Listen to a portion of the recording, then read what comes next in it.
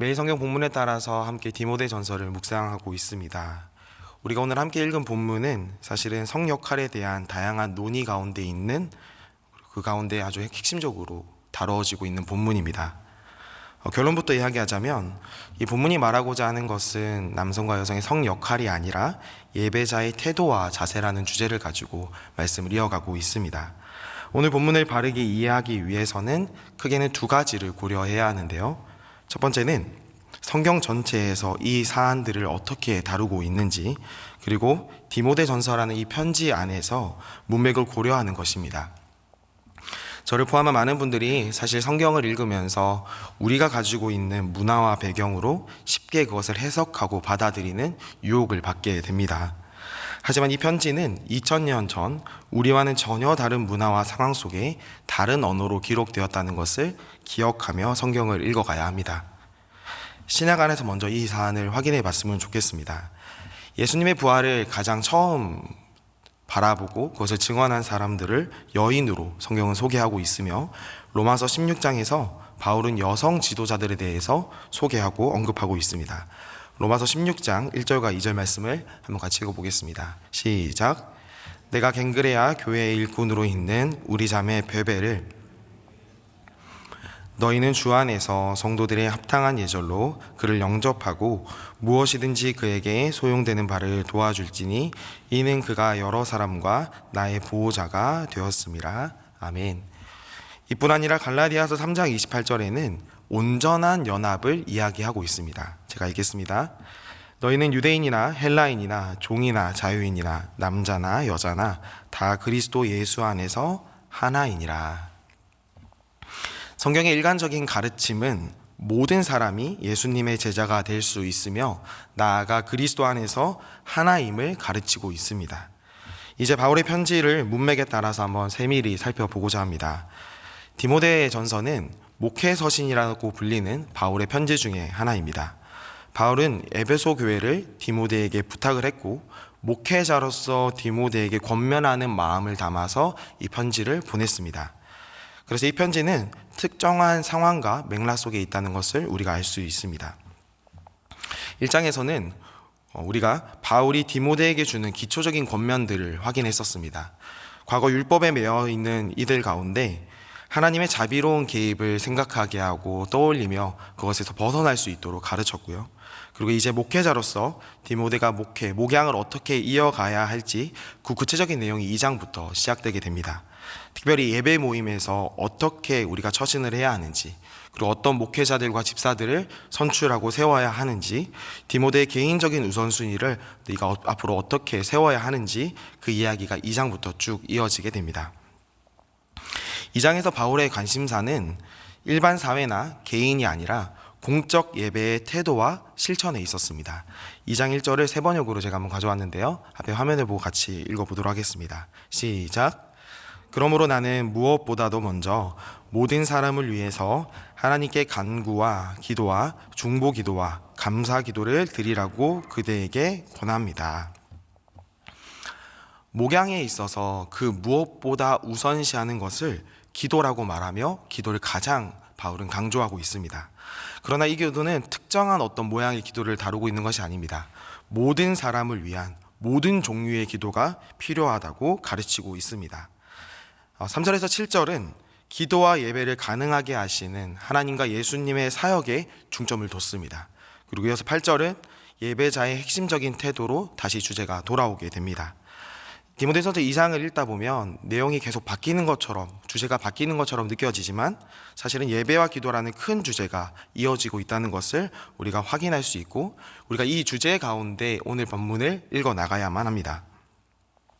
매일 성경에서는 뒤에 12절로부터 15절까지도 다루고 있습니다.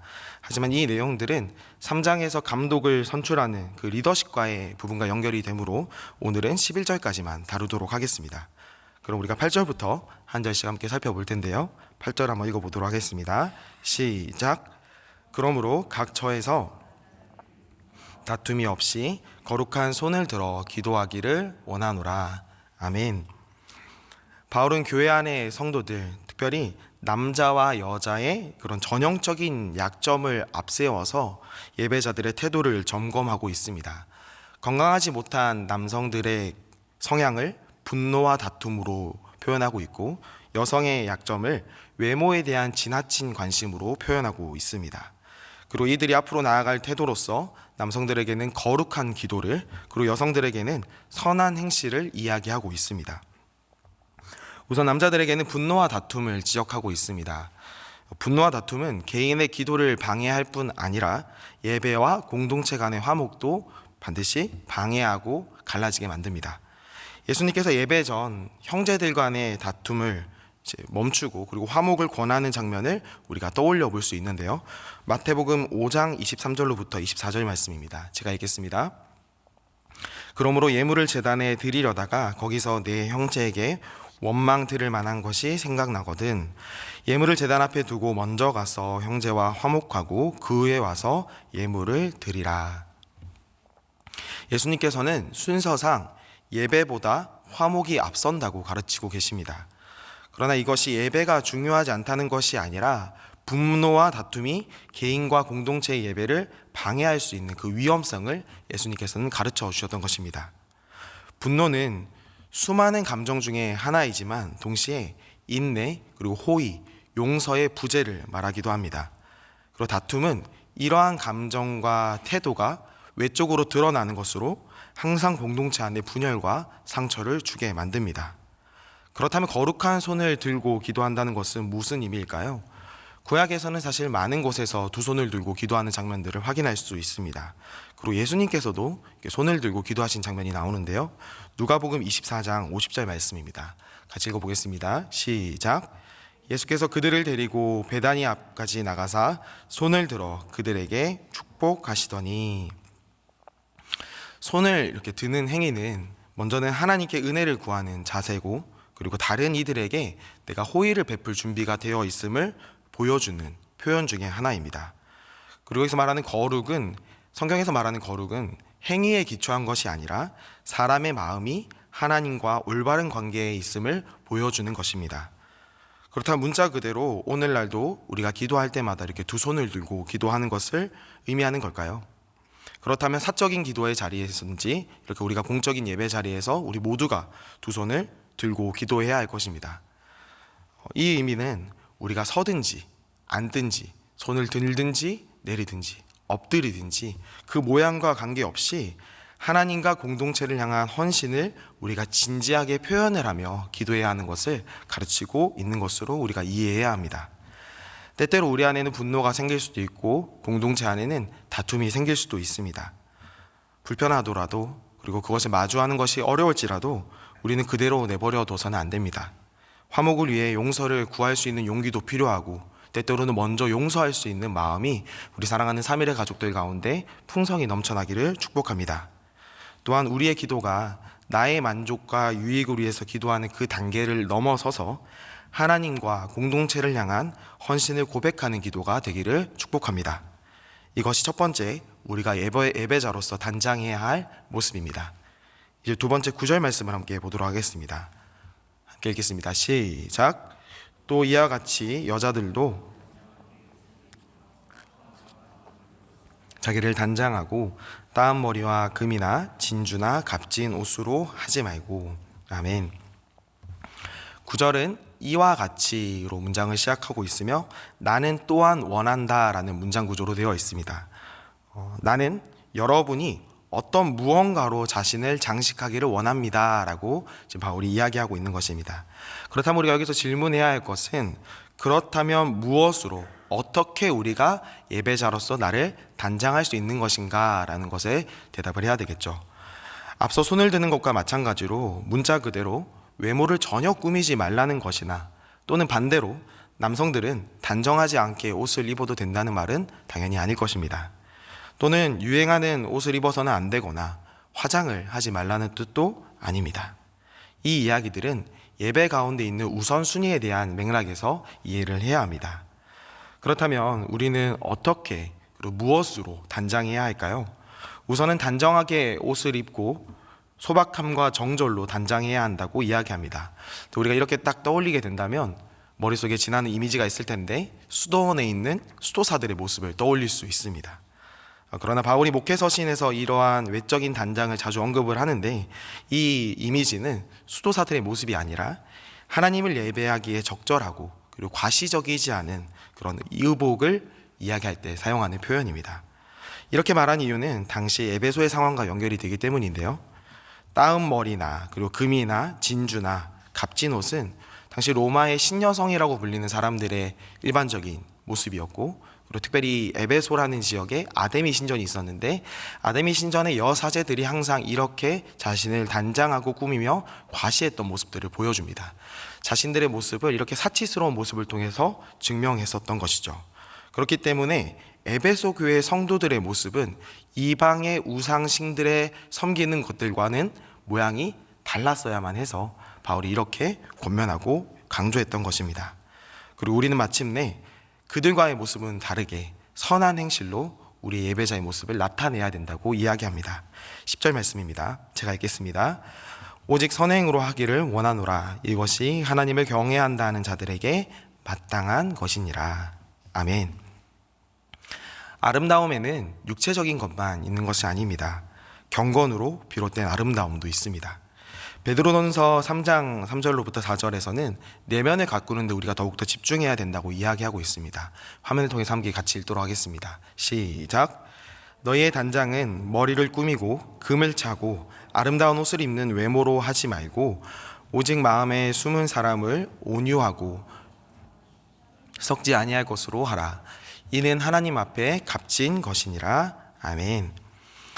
이 새벽 우리가 주일 예배와 달리 이렇게 공들여 꾸미고 오지는 못했을 수 있습니다. 새벽에 일어나셔서 아마 분주하게 이 새벽에 예배 자리에 오셨을 텐데, 그렇다 할지라도 하나님 오늘 여러분의 모습을 보고 아름답다고 이야기하실 것입니다. 왜냐하면 여러분이 오늘 경건으로 비롯된 아름다움으로 단장하기 위해서 이 자리에 오셨고 준비한 것을 저는 믿기 때문이죠.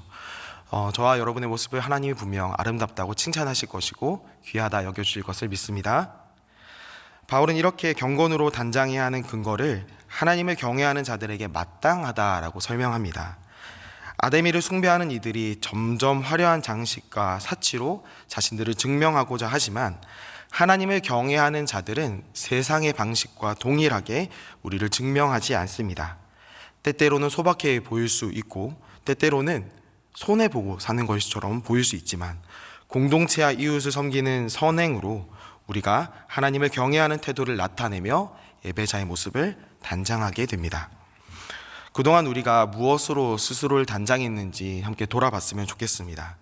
집을 나서기 전에 마지막 거울을 보면서 옷 매부새나 화장을 우리가 확인할 때는 너무나 익숙하죠. 그러나 옛 찬양의 가사처럼 오늘 집을 나서기 전에 우리가 기도했는지, 그리고 마음의 분이 가득할 때 기도를 했는지 돌아보는 것은 사실 우리 삶 가운데 크게 익숙하지는 않은 것 같습니다. 세상의 방식이 아니라 경건의 방식, 선한 행실이 익숙해지는 은혜가 우리 3일의 모든 공동체 가운데 있기를 소망합니다. 이것이 두 번째 예배자로서 우리가 단장해야 할 모습입니다. 이제 마지막 11절 함께 보도록 하겠습니다. 함께 읽어볼까요? 시작. 여자는 일체에 순종함으로 조용히 배우라. 아멘. 이전 9절에서 10절, 8절에서 10절까지는 다수에게 전하는 메시지였습니다. 그리고 11절부터는 여성형 단수를 사용하면서 특정한 대상을 지목하게 되는데요. 이는 예배에서 각 여성 개인이 일체 순종함으로 조용히 배워야 한다는 것을 말합니다. 어떤 신학자는 이 단락을 이렇게 설명하고 있습니다. 여성도들은 반드시 학습자가 되도록 허용되어야 합니다. 여성도들은 반드시 학습자가 되도록 허용되어야 합니다. 이 이야기는 사실 문맥이 있습니다. 당시 사회와 문화 안에서 학습자에 포함될 수 있는 사람은 남성밖에 없었습니다. 누가복음 10장에서 마리아가 예수님의 발치에서 말씀을 들었던 그 장면을 함께 좀 떠올려 봤으면 좋겠습니다. 누가복음 10장 39절 말씀인데요. 우리가 함께 같이 읽어볼까요? 제가 읽도록 하겠습니다. 그에게 마리아라는 동생이 있어 주의 발치에 앉아 그의 말씀을 듣더니, 어느 날 이제 마리아가 제자들과 함께 예수님의 발치에 앉아서 예수님의 말씀과 가르침을 받게 됩니다. 근데 이때 마르다가 마리아가 일손을 돕지 않는 모습을 보고 분을 내고 화를 내는 장면들을 우리가 잘 기억하고 있습니다. 그러나 이 신학자는 이 대화에는 숨겨진 장벽이 있다라고 설명합니다. 당대 교육과 리더십이 모두 남성의 몫이었고 여성은 뒷전에 있었는데 마리아가 그 장벽을 허물고 스승의 곁에 앉아서 말씀을 들은 그 장면을 마르다가 납득할 수 없었다라고 설명합니다. 그러나 예수님은 마리아를 거기서 물러나게 하지 않았고 그가 좋은 일을 행했다고 설명하고 마리아를 동일하게 제자로 받아들여 주셨습니다. 그래서 이 맥락 가운데 11절을 이해하게 된다면 이렇게 이해할 수 있겠죠. 바울이 디모데에게 쓴 말씀이기 때문에 디모데야, 배우기를 원하는 여성이 있다면 그렇게 할 수 있도록 네가 목회자로서 보장해야만 한다 라는 말씀으로 우리가 이해를 할 수 있습니다. 디모데는 목회자로서 모든 성도들이 제자로서 배울 수 있도록 적극적으로 격려하는 예배 환경을 보장했어야만 했습니다. 이제 두 가지 단어의 의미를 좀 설명이 필요할 것 같습니다. 첫 번째는 조용히라는 단어입니다. 이 단어는 다른 의미로 앞서 2절에서 이미 사용이 되었는데요. 디모데전서 2장 2절 말씀을 우리 함께 읽어보도록 하겠습니다. 시작. 임금들과 높은 지위에 있는 모든 사람을 위하여 하라. 우리가 모든 경건과 단정함으로 고요하고 평안한 생활을 하려 함이라. 2절에서 평안으로 번역된 단어와 그리고 조용히라는 이 단어가 동일한 어근을 사용하고 있습니다. 그래서 이 표현은 구두적인 상황에서 입을 다무는 그런 모양을 나타내는 것이 아니라 공간을 이야기하거나 또는 상황을 다룰 때 이 표현을 사용합니다. 따라서 입을 열지 않는 언어적 침묵이 아니라 배울 때, 제자로서 우리가 배울 때는 평화롭고 평온하고 온유한 태도로 우리가 그 말씀을 대해야 한다라고 이해해야 합니다. 제자로서 저와 여러분은 항상 배움을 이어가야 하고 배움의 자리를 보장받아야 합니다. 동시에 제자는 항상 평화롭고 온유한 태도로 말씀을 배우고 실천하며 살아가야 합니다. 이제 추가로 설명해야 할 단어가 일체 순종함입니다. 사실 이 일체 순종함을 처음 들으면 조금 불편할 수 있는데요. 그 이유는 순종의 의미와 대상에 대해서 우리가 복종이라는 개념을 떠올리기 때문입니다. 그러나 성경 안에서 순종은 대체적으로 긍정적인 의미로 사용하고 있습니다. 본문을 권위 아래 삶의 모든 영역을 맹목적으로 복종하거나 그 대상을 천편일률적으로 남성 또는 지도자를 향한 것으로 적용하기에는 사실 어려움이 있습니다. 왜냐하면 디모데전서 1장 1절에서 바울이 자신의 사도됨을 기초를 어디에 했었는지 우리가 알 수 있기 때문인데요. 디모데전서 1장 1절을 한번 같이 읽어보도록 하겠습니다. 시작. 우리 구주 하나님과 그리스도 예수의 명령을 따라 그리스도의 예수된 바울은 편지의 시작에서 자신의 사도됨을 하나님과 예수님에게 근거를 두었습니다. 이것을 기초로 생각해 본다면 11절은 단순히 지도자가 아니라 하나님께 우리가 순종을 해야 한다라고 알 수 있습니다. 우리는 제자가 되어서 평화롭고 온유한 태도로 하나님의 말씀을 가르침으로 받고 하나님께 순종해야 한다라는 권면을 이어서 하고 있는 것입니다. 이것은 에베소 교회 성도들에게만 하는 말씀이 아니라 오늘 우리가 모두 받들어야 되는 하나님의 권면입니다. 그러나 이것이 리더십에 대해서 아무것도 말하고 있지 않다고는 볼 수 없습니다. 순종한다는 것은 하나님이 세우신 사회의 질서 안에서 자신의 위치와 역할을 인정하는 것도 그 순종의 영역에 포함이 됩니다.